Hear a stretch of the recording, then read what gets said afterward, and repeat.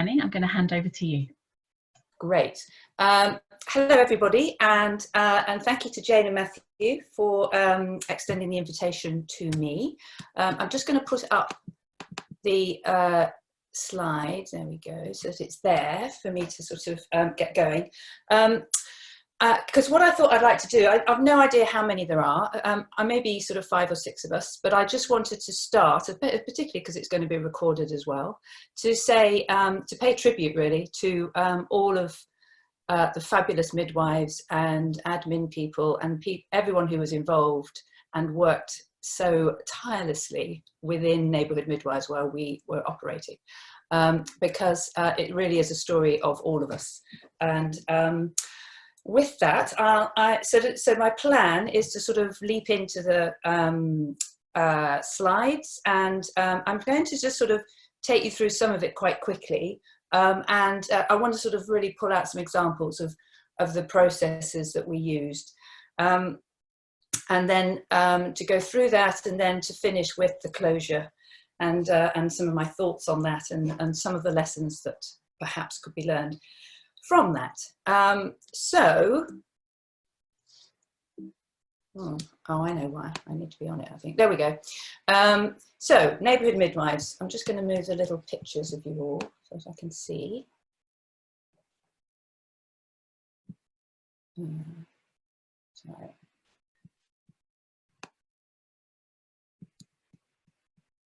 I think I am. That's it. Okay, so we, Neighbourhood Midwives, we started out life as an employee-owned social enterprise. So we were like the John Lewis, if you like, of the midwifery world. And we launched in July 2013. We had social investors, Baxendale, who helped us to set up and put a considerable amount of investment into us. And they were also, they helped organisations become employee-owned. And the employee-owned bit was where we sort of came in, but it was obviously linked to self-management. So we didn't know that it was called self-management then, but as time went on, we realised that that was what we were doing. Although we started in July 2013 with a private service, that was really to get us a track record and to test out our processes. But we always had the vision of being commissioned by the NHS. And the idea was, if we had been able to keep going, that the teams that were in our private service would eventually move over into the NHS. And we wanted to do it. We've always been passionate about continuity of carer, and worked in that way for many, many years, because we know that it works for women. The evidence is very clear on that. But doing it this way, through a sort of self-managing route, we believe means that it works for midwives as well, because that's the big issue, I think, within the NHS. So Better Burst, I don't know how many of you know of that, but Better Burst is a report that was written after the National Maternity Review done in 2013, I think, which I was on.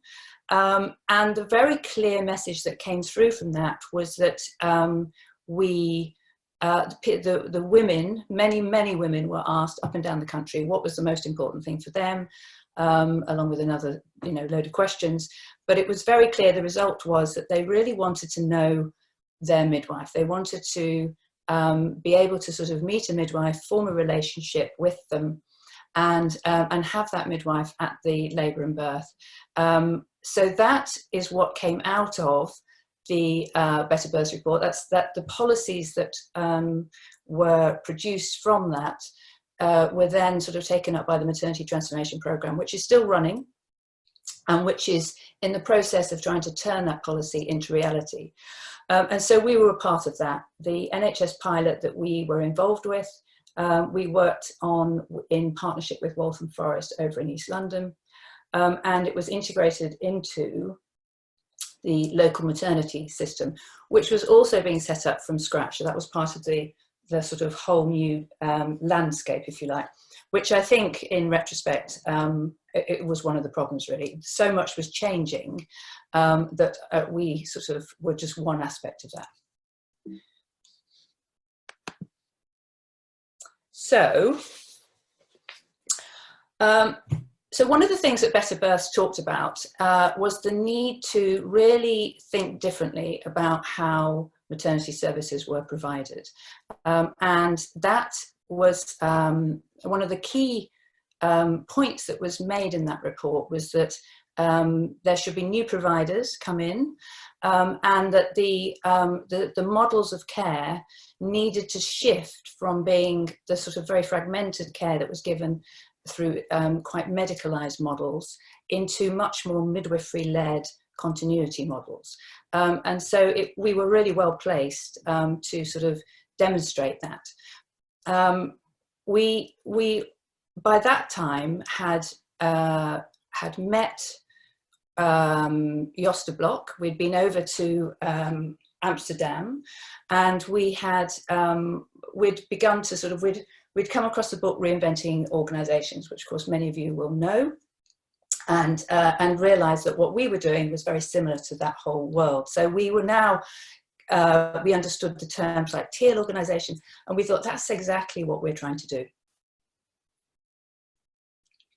One of the things about the NHS, which I think we could probably all agree on, is that it is quite an old-fashioned style of management. It is the traditional command and control. And so that was one of the reasons that we wanted to be separate from that. So we went on a very sort of long and quite torturous at times journey to work out. So we knew what we wanted to do, and we had a real clear vision, I think, of providing that continuity of care. But to scale up from being what we were originally, which was independent midwives that then became this small organisation, into something providing care within the NHS, we were increasingly aware that we needed to have a much more sort of organised and sort of well-defined set of processes. And I met Helen Sanderson, who many of you will know, who was doing the same thing in wellbeing teams. And she introduced us to Andy Brogan, again, who some of you will know. And we met with him, it's actually 2 years ago, which was 30th of April, I think, when she introduced me to Andy, 30th of April 2018.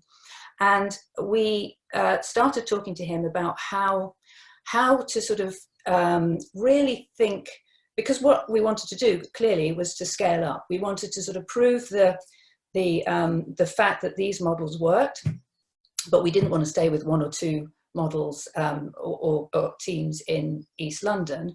We wanted this to scale in the same way that Birdsall did. And so what we talked about with Andy was this idea of a coaching system. So an organisation-wide systematic sort of approach that would enable us to have our central team, the CST as a central support team, and grow the numbers of teams that we were able to support, and that we would do this through this coaching system. And the idea very much was that we would all become coaches. We would learn to coach each other and support each other, and to work in that way. So within the system, what we then worked on from May 2018 right round until we closed, and did a whole shed load of work, which unfortunately, of course, when we closed in January 2019, a lot of it we were still at the early stage of. So I can tell you that I'm pretty sure that it would work, but we weren't able to sort of put most of it into practice. But we had a series of different spaces. So we agreed, you know, that we would have one-to-one check-ins with each other, we'd have learning partners. There were team meetings that each of the teams had. So we had three teams altogether. We had a North team and a South team, which were on the private side, and we had the Waltham Forest NHS team. So each team had its own team meetings. Central support team had its own meetings. So they were the spaces in which we worked, and the structures were, we had the learning partners, we had roles, and decision making. We used the advice process, which many of you will know from Reinventing Organisations. And I just want to give you a very quick example of how we use that advice process in one particular instance, because it was, for me, a very clear example of how it works. So we had, right at the very beginning, Neighbourhood Midwives, we agreed that everybody in NM would be on the same salary, whatever we did. We were all midwives and we would all get the same money, and it was £32,000 per annum. When the NHS pilot started, however, one of the difficulties was sort of trying to get some sort of alignment with NHS banding. And what happened is that we actually introduced some discrepancies into the salary. And the bottom line is we weren't transparent about that change. It happened in the middle of a whole load of stuff that was going on. We didn't pay enough attention to communicating it. And of course, because midwives talk to each other all the time, that discrepancy came to light from a conversation between some of the midwives, which immediately created a tension within the organisation. And the good thing was, of course, that they brought it to our attention, CST's attention, pretty quickly. So the advice what we agreed to do was implement the advice process, and there was a salary review group put together that then was the midwives from each of the teams and a finance person, our finance lead from CST, who was there to sort of give some reality to the figures. So they met and they talked to everybody. They went out, sought advice, obviously from everyone in the organisation because it affected everybody. And they came up with this proposal, which was then put to the whole organisation, which I still think was a totally brilliant idea. They decided, their suggestion was that we should have 3 pay bands, and they named them after the goddesses. So the goddess Eos, who is the goddess of dawn, was the lower band for newly qualified midwives coming in. Hecate, who is the goddess of childbirth and crossroads, was for those midwives who had up to 2 years experience. And then we had Athena, who was the goddess of wisdom. And that was for midwives who had 2 years experience or more. And with that sort of banding, what we then did, everybody liked the sound of it, there was lots of discussion around it. And then we put together this very clear spreadsheet. Everybody in the organisation was on it. We had lots of discussions about where they fitted in each of the bands. And at the end of that process, we had a really clear and transparent spreadsheet that showed what everybody was on, how they would progress through the different bands. We were able to sort of rescue what could have been a very difficult situation. So that was how we used the advice process. That's one example. And within our coaching system, we had a series of coaching practices. So this was all being done with Andy, sort of thinking about what were the things that were specific and interesting for us to do. And you can see from there, confirmation practices, reflective feedback. One of the really important things is about how do you give feedback to each other. So we used a compassionate communication tool, and it's, it's not easy. I mean, a lot of these things, as I'm sure anyone else who's tried to use them will agree, are sort of, you have to try them, and it's very chewy at times, and it's quite difficult. But what's really important in an organisation where generally everybody is up for trying these things. So one of the interesting ones for us was the non-negotiables. And that's the other example I want to quickly give you, because there's, particularly when you're a heavily regulated service, which midwifery and maternity is, there were several things that there was no negotiation about. We could take control over certain things, but the wider regulatory framework meant that some of those were absolutely not up for us to discuss. They had to be done, because as you can imagine, especially with the NHS service, we were held to account and had a lot of reporting to do. So one of the tricky areas for all, I suspect, for anyone who has to do it, is how do you keep everybody up to date with their training? And what we had got into was that the governance lead, who was part of CST, she had a very efficient training spreadsheet. Everybody was on there, and what their mandatory training, the dates for it, when things needed to be renewed.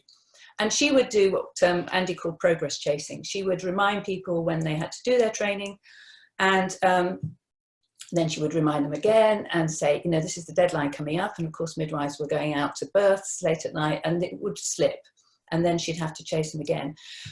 So what we all sat down and did is we came up with a template with Andy, and within that template, it was a very simple process. So for training, which was one of our first one that we did, we had a title, which was training. We had what it was, what was the non-negotiable bit. We had to complete training by the due date.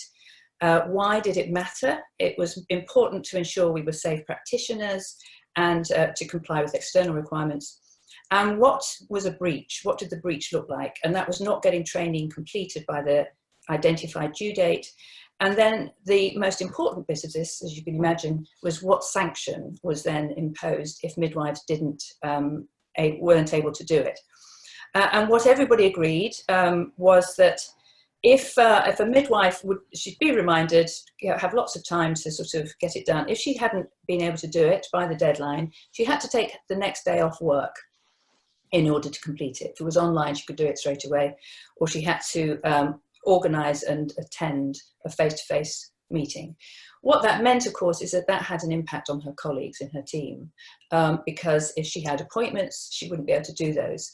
And everybody discussed this and agreed, and we signed that into practice on the 1st of January 2019. We finished at the end of January 2019. So again, we weren't able to sort of test it, but the process of getting to that point is what was so fantastic from my point of view, because it was so important that everybody was engaged, everybody had ownership of the decisions and how they worked. So I'm going to run through these couple of slides, because this is, again, this was thinking about how do you give assurance about the sort of care you're giving. It needs to be the best it can be. And for us, we needed to prove to our commissioners and to the NHS in the wider world that we were taking that very seriously. We knew that we were giving a very good service, but how do you keep that in mind? How do you think about how you're doing it? And again, working with Andy, we came up with the idea of core capabilities and the other side, which is support capabilities. So the core capabilities essentially is what Neighbourhood Midwives is all about. And we broke it down into these series of areas which really ran from, so the connecting was how did we find women, how did they find us?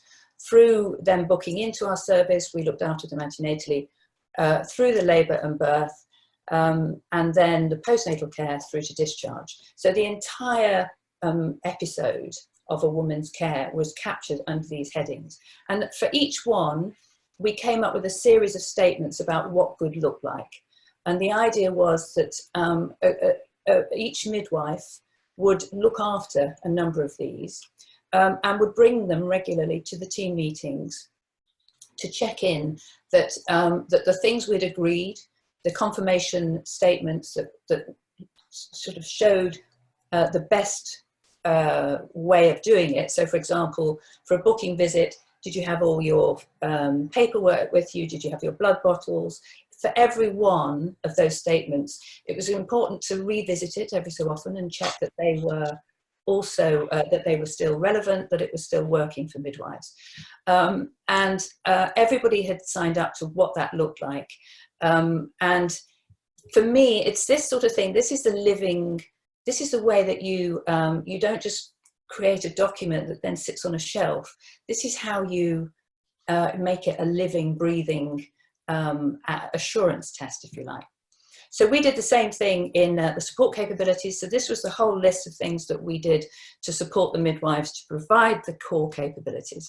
And what we were in the middle of, the CST team, you can imagine that trying to do all of this in one one small group. We were 5, I think, by then. We, again, somebody coming in from the outside like Andy was able to sort of show us that actually these broke down into 2 distinct areas. And so we were in the process of dividing our team into 2 separate ones. One was looking at quality and deliverance, and the other one was the business development side. And these things were, you know, it's a real, it's a process, and you sort of have to try things in a certain way to find out that why it's not working or whatever. And so this was very much about us all the time providing the service, but going through and recognizing that we needed to change and adapt. And one of the things that we did as part of this in CST was we had a workshop looking at our roles and where the skill gaps were and how we needed to, because of course when we first started, we just all ended up doing a bit of everything. So we were really beginning to sort of delineate clear roles, but doing it through this self-managing way of there's no manager saying, right, this is what you have to do. It's about everybody working together. I put this up because we did a book club a little while ago on the Q group that looked at this book, Brave New Work. And when I saw this, that Aaron Dignan talks about continuous participatory change, it really struck me that that's what we had been doing with some of the things and changes that we were working on. And I want to give you another quick example. So we had, in the NHS team, when it started off, it was doing what we were doing everywhere else in the organisation, which was being available to women, not working set hours, but taking time to weren't working. You could go pick up your kids from school, you could go shopping in the middle of the day. There weren't set sort of shift hours. And that worked fine until the numbers started to increase in the caseloads of the NHS team. And they had a lot of WhatsApp groups with the women. And what they were finding is that there was very little downtime, increasingly less downtime. And of course, one of the big issues in caseload midwifery and providing continuity of care is about burnout. So the team said to us, we're beginning to feel burnt out. This is becoming a problem for us. That was the tension raised. And so we talked through what we could do, how we could do it, and they wanted to introduce a rota. And there was some anxiety about rotas, of course, because what rotas can do is start to bring down the continuity. If you're not on when your woman goes into labour, then you don't have that midwife. You're not there for that woman when she's labouring. But you've got to balance that with the needs of the midwife, because if you don't do that, then you end up not having midwives wanting to work in this way, which is the ongoing challenge for the NHS. So the midwives took on, one midwife in particular had, fortunately, a partner who seems to be the sort of the fount of all knowledge to do with rotas and spreadsheets. So they came up with their own rota. It was, I think, rather genius, actually, because it built in flexibility. And it gave them, I think it was 7 days on and 2 off. They always had quite a lot of holiday, 12-week holiday. That was to compensate for being on call. So that was built in as well. So that was the practice. That was, okay, let's try this. And the experiment then was, we had to say, look, the point of this pilot is to prove continuity of care. We have to give our figures for that. And we did that by the known midwife at the birth. So what we agreed, the experiment was, let's run this rota for 3 months and let's see what the continuity looks like. And interestingly, at the end of that 3 months, on average, the continuity had gone up. And that for me sort of dismissed the sort of idea that rotas don't work. They clearly do work if they belong, if the midwives have ownership of them, if they can take it on board and make it work and adapt and have a degree of flexibility within it. So So that's an example of continuous participatory change, because if the midwives themselves aren't doing it, in my view, it's not going to work. So the thing about Neighbourhood Midwives, which I feel most proud of, I suppose, most passionate about, is that we always felt very strongly that the culture of our organisation, it had to be very different to the NHS. The NHS, of course, not everywhere. There's some really fantastic examples of supportive cultures, but generally speaking, in a big organisation like that, there is a very strong blame culture. There is a degree of quite negative culture in terms of how midwives feel supported. So that was, as I say, for me, that was always a really important thing to try and create a very different experience. So one of the things, which again, those of you who know the Reinventing Organisations book will know about, and the Teal organisation is about bringing your whole self to work. That for me is one of the really important things about midwifery and about a team that is going to gel and work together, because there's this idea that, you know, a professional midwife doesn't always share what's going on in their lives. You know, they turn up for work and of course you have to have that professional approach, but within your team you also, I think, have to be able to say, I'm having a really terrible day. You know, it might be something quite simple, that your child is sick, or it might be quite big. It might be a bereavement, or you really, I believe, need to be able to sort of explain that to your colleagues. You need to be able to know that they're going to support you. So the main thrust, I think, which is around psychological safety as well, is about developing trust. And if you don't trust each other within your team, and I would say within the organisation, then you don't always feel safe to speak up and to challenge when you see things. Whistleblowing in the NHS is a classic example of how difficult that can be.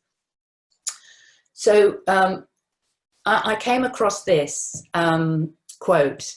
Is it Simon Sinek? I don't quite know how you pronounce it, but I really loved it. I love the idea of the circle of safety. And I really love this quote. A team is not a group of people who work together. A team is a group of people who trust each other. And that was always, for me, the sort of the aim, the goal, and the starting point. If you can't trust each other, particularly in midwifery, you know, you might as well go home, to be honest. So the way in which, so that what I loved about this concept of a circle of safety is that, which is why, one of the reasons that we wanted to be a social enterprise, a separate organisation to the NHS, is that we could create that circle. We could be safe inside that circle, and support each other. And that was really important when there were considerable tensions and challenges from outside, from within the wider NHS and elsewhere. That sense of feeling safe, having psychological safety inside that circle, was a key factor in helping us to keep going. And actually, for me, was proved more clearly by the way in which we finished than any time through the organisation life, because the manner of our closure, I had to sort of sit down and explain to all of the midwives that we were closing. It wasn't a total shock to them. They knew that things were difficult, obviously. We shared much of that journey, but actually to sit and say, you're losing your jobs, and I'm really sorry, that's the end. The first question from everybody, the first question as we sat there was, what about the women?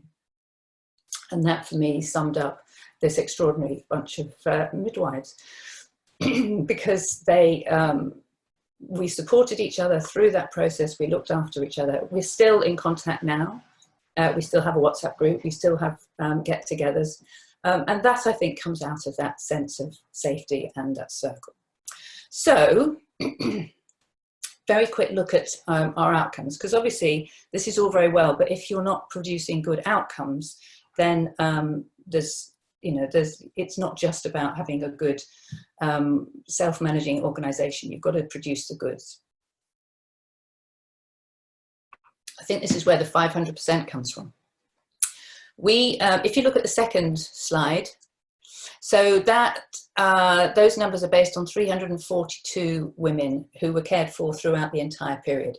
And they're all the links to these national stats, which are down the right side.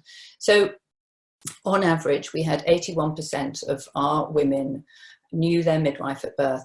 And the reason that we did it that way, and that was how we reported it into the NHS, is because that's the trickiest bit within the NHS, to have lots of teams at the moment within the NHS do really good antenatal and postnatal continuity. It's the whole journey. And that was recognised on Better Birth, that that's not what it needed to be. So all great outcomes, all of which would save money if they could be expanded. Okay, I'm going to very quickly go through this, because actually this will go into then the discussion. I'm sort of conscious of the time. So why did we close? Why did we close? We closed because I would say essentially it was about the finance. And the financing of the pilot, the way that we started was, it was fudged. And it was fudged because we were a non-NHS organisation. One of the policy initiatives, as I said at the beginning, was to introduce more new providers. And so the idea was that within the maternity transformation programme, a lot of the barriers and difficulties and challenges would be worked through and would be reformed, which is one of the reasons that we took the leap that we did to get going, even though we were anxious about what the funding would look like. We had to, so the fudge was that we had a cost and volume contract with the CCG based on indicative activity. And the amount of money that equaled, can't remember exactly what it was now, a few $100,000 per annum, from tariff only, was then divided into monthly amounts. So we had a regular monthly instalment from the CCG. CCGs are really very curtailed by what they're allowed to do in law. They can't give loans, for example. So it was lots and lots of discussions to try and come up with a solution, which we then hoped would be resolved as the reform of how tariff was paid, how provider-to-provider payments were done. That's us having to pay another trust when our women go into the hospital. All of those things were being worked on through our pilot, but the moving goalposts meant that the funding issues, which we thought we'd resolved through this idea of having regular payments and every so often, every quarter, we would have a reconciliation that would be very gentle to begin with, because we were a choice for women. We didn't have a ready cohort of women to come to us. They had to find us and they had to know about us. And towards the end of our pilot, they absolutely knew about us, and we had a waiting list, and we were growing a second team. But the sort of the gentle way that we'd managed the startup costs and the financing of the pilot at the beginning dramatically changed in our second year, and as the CCG went into financial difficulties. And the problem with these situations is that it's nobody's fault.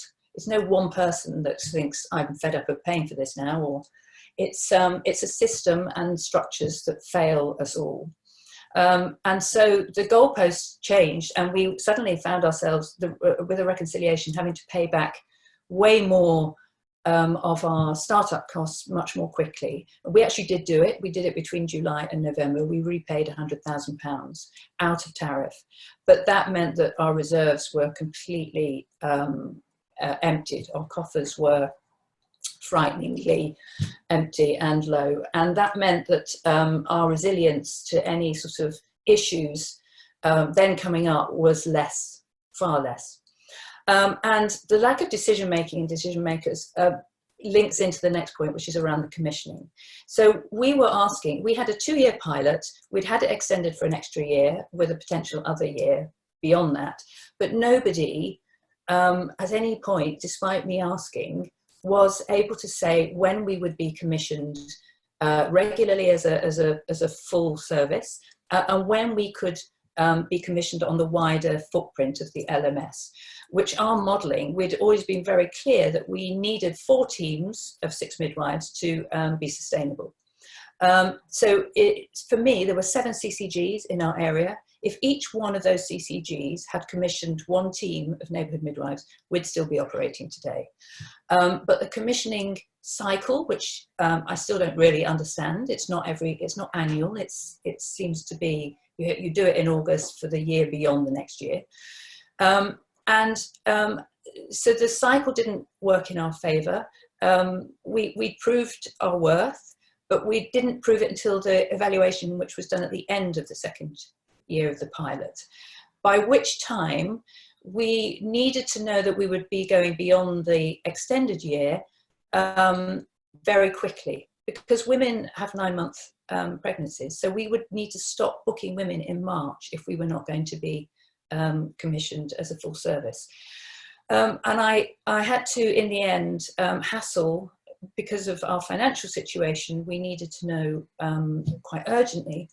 And I eventually got hold of a commissioner on the 18th of December, 2018, so just before Christmas, of course, to ask very sort of bluntly, what is happening? Will we be commissioned, at least by the existing CCG and beyond that? And by then, that CCG was really in financial straits. And the answer was, it is highly unlikely. We're a limited company, limited by shares as part of the employee-owned, and we had a board of directors. And as many of you will know, you cannot continue to function if you can't see an income stream that works and keeps your organisation going. So there was then a flurry of activity which goes back to the decision making, goes back to sort of trying to find somebody somewhere that would help us. And it was impossible to find because we were non-NHS. So we had to take the decision very quickly, and it was, as you can imagine, it was devastating to do that because, as the last point makes clear, we did have great outcomes. The feedback from the women was fantastic, and we did have a very positive evaluation, and we had a really successful QC inspection. The bottom line is that at the moment, the NHS is competition driven. So the integration issues, it's partly professional, it's partly to do with us as midwives and being seen as sort of outsiders. But it's also very much about every woman that chose us meant that one less woman for our colleagues in the local trust. So I'm going to stop there, I think, because I'm sure there's questions and things, but that essentially is what happened to us. And there are lessons, one of which is the money, I think, has to be absolutely nailed down at the beginning. You have to have clear startup costs sorted, not have to suddenly repay them partway through, and a clear funding and contractual mechanism. Okay, so that's me. Questions? Thank you, Annie. That was brilliant. We've got a quick question that's appeared in the chat box. The template for checking on training. Are you able to share that at all? Yes, I'm sure we could. Sure we could. I think Open Teams, which Helen Sanderson has done, we've shared some of our documents on there actually. But the training, yeah, definitely. So let me just make a note of that. Okay. We can maybe circulate that with the slides to attendees if that was okay with you. Yeah, I don't see any reason why not. Because obviously all this work that we've done, we're very keen that it gets used actually, because there was a lot of blood, sweat and tears, as you can imagine. So training template to share. Okay, cool. Fabulous. Um, And then I think you were going to invite some of your colleagues yes. maybe to, that'd be lovely. Yeah. Who's here from NM? I know Sam is, and I think I saw Debbie. Yes, Debbie's there. So any of you, I think there's only Debbie actually. Debbie, do you have anything to say? You'd have to come off mute though.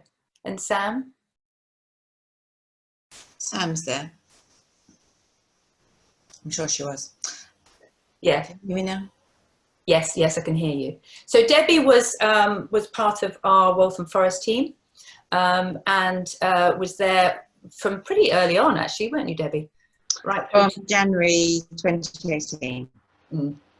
That's right. So I joined when it was the team of 6, and it was a few months after that then the expansion was then possible. So obviously you guys are doing planning it before that, but I think within 3 months of joining we started to have new joiners coming in, so we then needed to work together obviously to I suppose indoctrinate our new colleagues into the way of working, with the possibility then that they would go on to become the starter employees of the next group. But understandably there would need to be some support to achieve that, which then happened through the summer of 2018. And that was also then when we were able, or that's when we were actually then going through the process of the rotas to work out a reasonable way in which we could have a realistic opportunity to ensure that all the clients were properly serviced. And that was really why we all came, I think, as midwives to work with Neighbourhood Midwives, because we felt so keenly that the women should experience continuity, while also recognising at that point that perhaps it wasn't always necessary to have the entire team on call 24 hours a day. So that's where we introduced the process that you were speaking about, Annie, which was 7 days in 9 and 7 weeks in 9 weeks that we would be working. So, and we were able to have a few evenings off, and days off, but we all were so keen to support our women that we had a informal agreement that if one of our own named clients went into labour, we should be called. Mostly that was the arrangement, and then we would, change our plans. But we had occasional instances where we said, I'm really sorry, but I really need to do this activity. So if our client goes into labour on that day, we would not choose to be with her. But the great way that worked was that you had 2 different colours for your off call. Absolutely, yes. So there was I can't remember what the colours were, but there was a colour that said we're definitely off call, we're out of town, or we're at a party, or whatever. And then the other colour was if I'm around, and if my woman does go into labour, I'd like to be called. So, absolutely. So it was. I thought it was genius, actually. That's right. And we didn't just leave it to essentially the rota to say it. It was also usually on a weekly basis. We had a check-in with our colleagues to say, yeah, absolutely, client ABC, I really need to go to that one. You must call me. But on that day, it's just not possible. So we had a verbal confirmation, and we also had that other very important aspect, which was that there shouldn't be an expectation for us, which again engendered, I would say, complete cooperation with colleagues, because we realised that obviously it doesn't work if there's coercion either from colleagues or from senior staff, that we had to go. But I think it definitely worked because of the motivation, and realizing that, yeah, there could be another day when actually we would ensure we've got a free day. And that makes a big difference. Psychologically, we actually all did way in excess of normal hours, but psychologically it was acceptable because we knew we could have a day, an afternoon, an evening sometime. And we also had sort of structured weekends that we could achieve as well.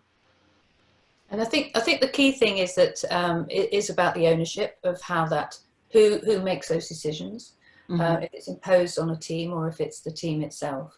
And for me, for the future of continuity of care in the NHS, it has to be the teams that sort of take over that role. And that's about trust again, which is, you know, I've spoken to managers within the NHS who have the attitude that midwives will try and skip off whenever they can. And actually our problem was the opposite. You know, it was about, you need to take time off.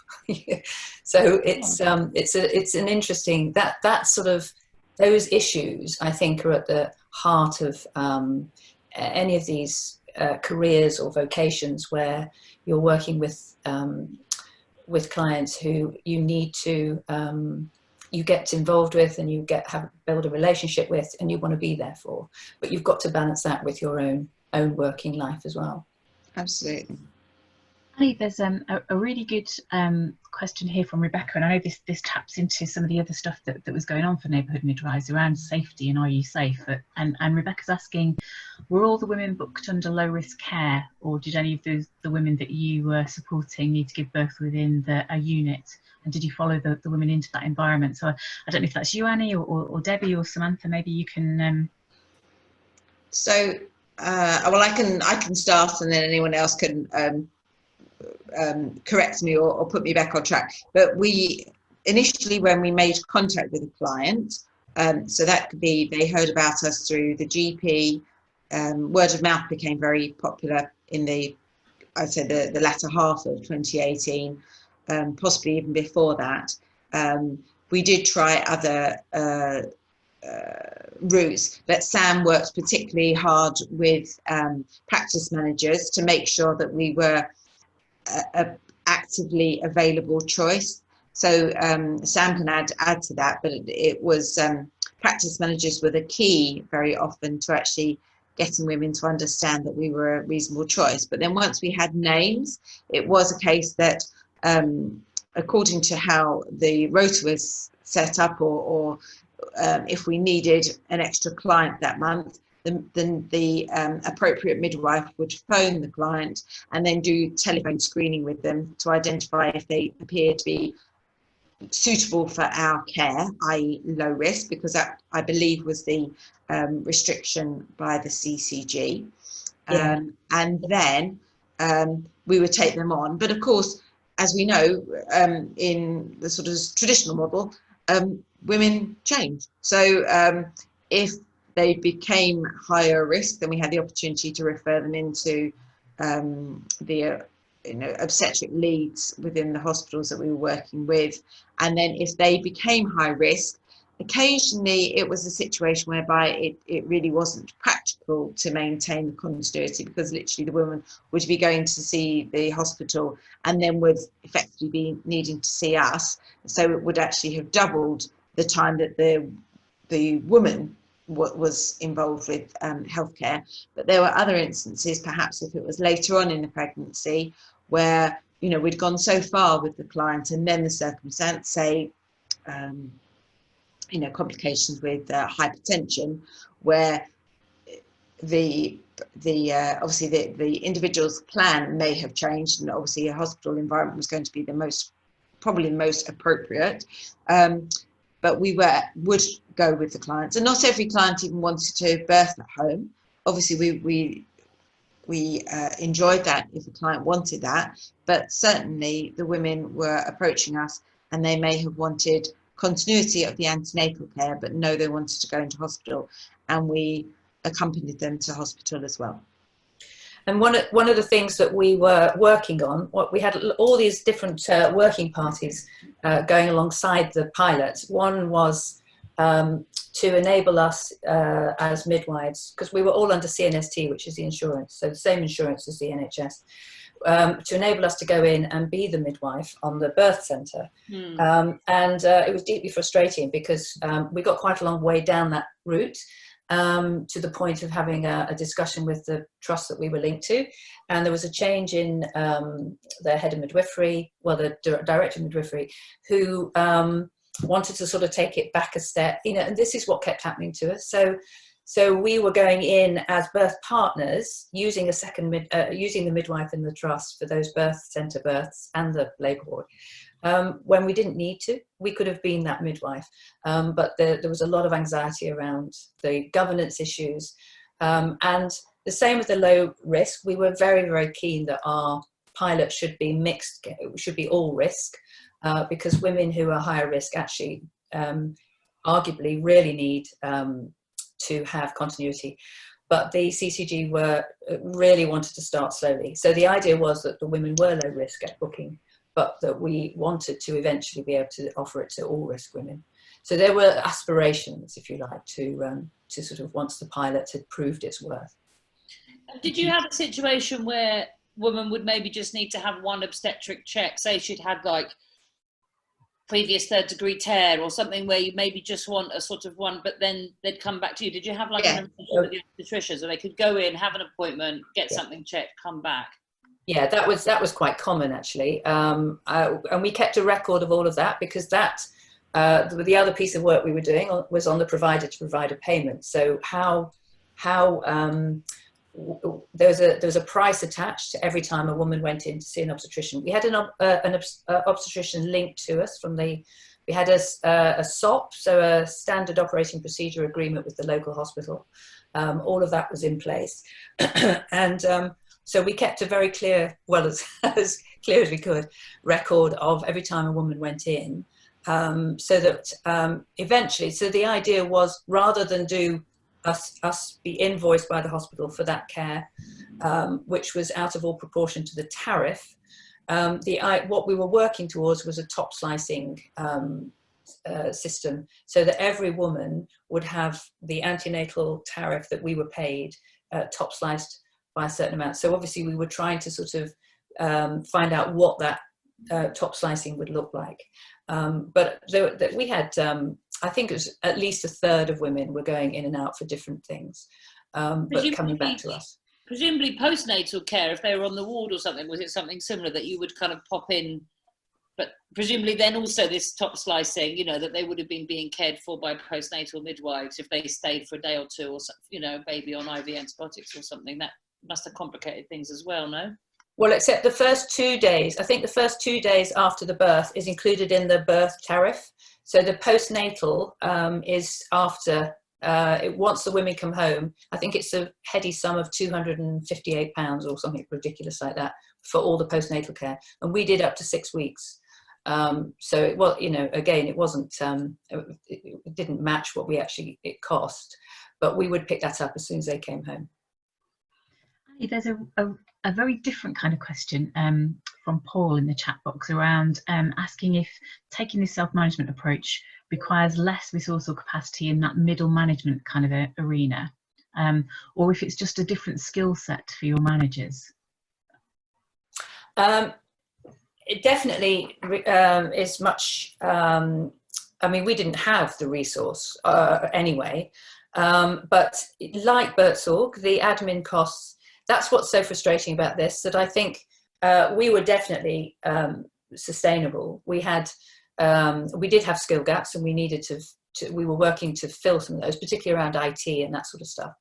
But because the team was taking on some of the roles, so and what the idea was, as we had developed, they would take on more and more of that. So they would eventually be doing their own ordering of supplies and all sorts of things. There's no question in my mind that this is the way forward. Once you've sort of sorted out who's doing what and what roles are and decision making, so who's making what decisions, it's definitely it's much less manager heavy.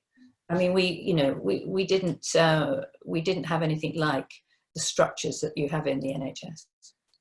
Couldn't have afforded it anyway, but we didn't need it.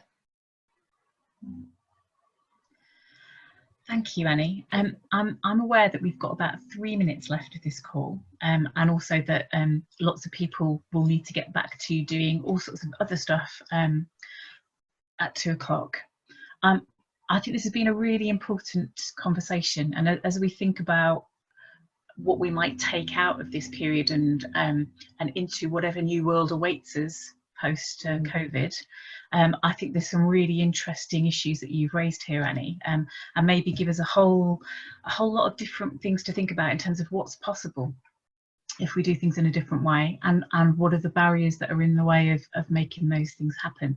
I could talk to you for hours and hours more. There's lots more questions that I've got, and you know, I wonder if you just give us a little glimpse about what might be ahead for you, and maybe we can invite you back in the future to talk to us some more. So what have you got in the pipeline, Annie? What's the plans for next? So very quickly, we had offered our services to the NHS, because as many of you will have heard, home birth services in particular have been hit by COVID-19. I'm not able at this point to say, it looked like we were going to be sort of scooped up and help out in the area that we were operating in, across in East London. We're still waiting to hear on that. I think the same sort of decision-making, slow process, moving goalposts, all of that probably comes to bear to that. But we would be very keen to do that, because the lessons learned bit for me is that we thought we could do it as a non-NHS organisation. I think probably the future is some sort of hybrid. And I was due to meet with a couple of heads of midwifery in different parts of the country to talk about what we did and how we did it, and see what we could take from our experience that they could use within the NHS. So not full self-managing, of course, but a sort of mix, which means that they're within the NHS, so they don't have those problems that we had, but bringing in a different way of working. So that I'm hoping will be picked up and sort of carried on. And maybe we could end up, so there's a little team of us, ex-NHS Neighbourhood Midwives, waiting to help out if we get asked to do so. Thank you. And thank you so much for your time, Annie. And thank you so much to everybody who's joined us. Thank you, Matthew, for your usual wonderful techie support. We really hope that you'll join us again in May and in June. And I posted a couple of links in the chat.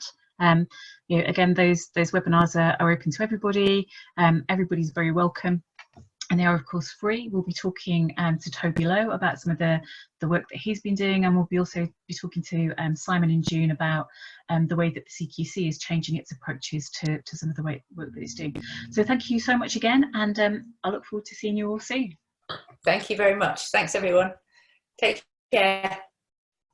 Thank you.